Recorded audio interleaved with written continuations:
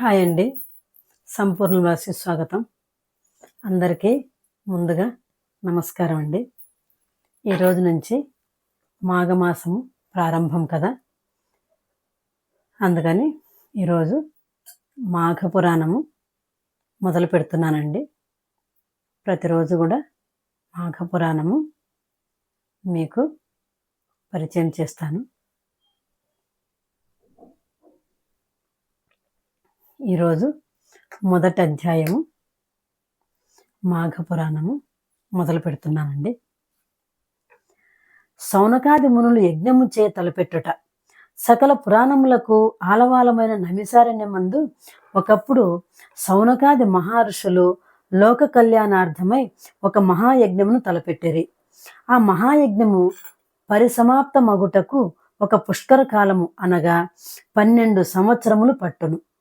ఎన్ని అడ్డంకులు వచ్చినను ఆ యజ్ఞమును పూర్తి చేయననడి దీక్షతో సౌనకాది మునులు తలపెట్టి యజ్ఞస్థలముగా నైమిసారణ్యములో ప్రవహించు గోమతి నదీ తీరమును ఎన్నుకొని ఒక శుభముహూర్తమున యజ్ఞమును ప్రారంభించిరి.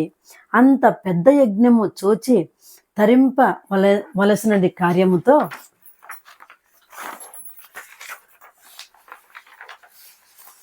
భరతఖండము నలుమూలల నుండి తపోధనులందరూ వచ్చి యజ్ఞస్థల సమీపమునందు నివాసం ఏర్పరచుకునిరి. అతడి కేతించిన మునీశ్వరుల్లో బ్రహ్మ తేజస్సు గల శతవృద్ధులు, వేదములు మూలాగ్రముగా అవగాహన చేసుకున్న వేదమూర్తులు, సకల శాస్త్రములు అధ్యయనమునర్చిన ముని కుమారులు వచ్చి పాల్గొనిరి. ఆ విధముగా మునీశ్వరులందరూ తమ తమ శిష్య బృందములతోనూ పరివారములతోనూ తండోపతండాలుగా యజ్ఞస్థలానికి చేరుకొనిరి. వేల కొలది ఋషి పుంగవులతో ఆ యజ్ఞస్థలము కిక్కిరిసియుండెను.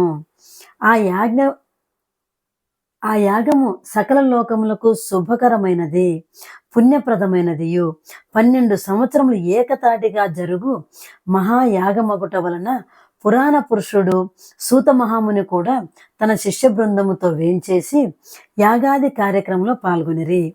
దూర ప్రాంతము నుండి వచ్చిన ఋషులు సూతులను దర్శన భాగ్యం కలిగించినందుకు అమితానందము నొందిరి.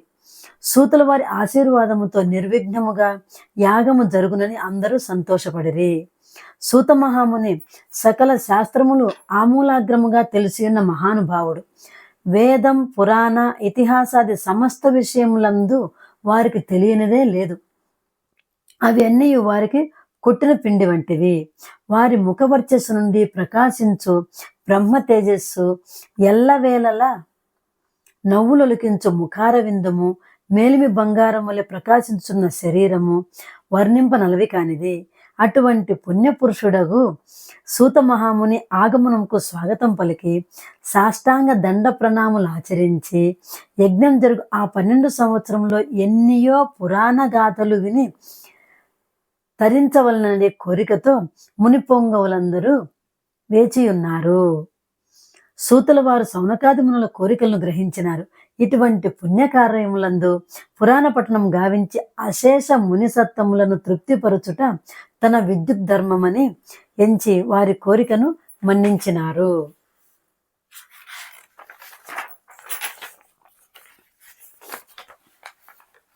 ఒక శుభముహూర్తమున ఆశ్రమవాసులందరూ సూతల వారికి అర్ఘ్యపాద్యముల సంగి ఉచితాసనములపై ఆశీనులు చేసి, మునిశ్రేష్ఠ, మునికుల తిలక, ఇంతకు మున్ను ఎన్నియో పురాణగాథలు తమను తెలియచేయగా విని ఆనందించి ఉన్నాము.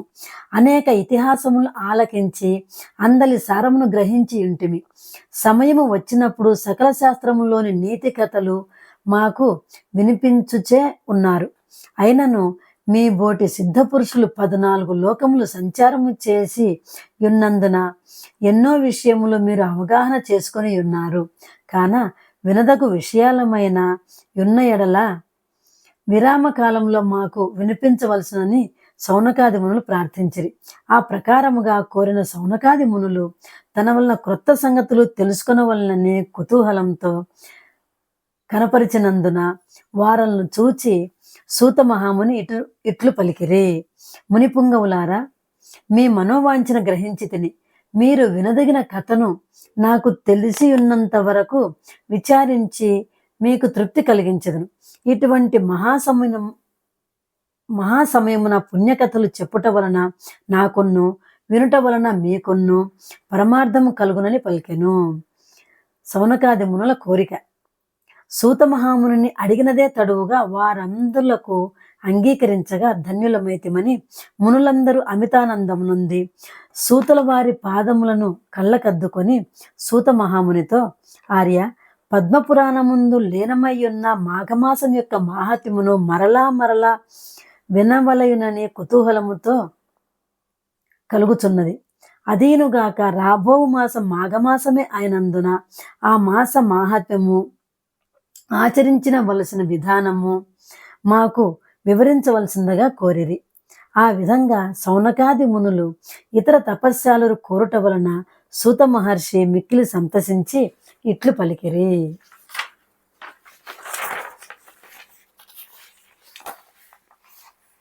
మునిపుంగవులారా, మీరందరూ అతి ముఖ్యమైన విషయాన్నే అడుగుతున్నారు. మాఘమాసం కూడా ప్రారంభం కాబోతున్నది.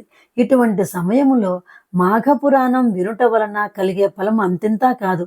అదీనుగాక ఈ మహాయజ్ఞం జరుగుతున్న సమయములో మాఘమాసం యొక్క మాహాత్మ్యము మీకు వివరించవలసిన భాగ్యము కలిగినందులకు నేను అదృష్టవంతుడనే. కాన సావధాన మనస్కులై ఆలకింపుడని సూత మహర్షి ఇట్లు వివరించిరి. నేను నా తండ్రి శిష్యుడగు రోమహర్షుని శిష్యుడను. అతడు మహా తపస్వి, జ్ఞాని. నా తండ్రి వద్ద సకల శాస్త్రములు అభ్యసించెను. విక్ష్వంస సంభూతుడగు వేదవ్యాస మహర్షికి ప్రియపాత్రుడను.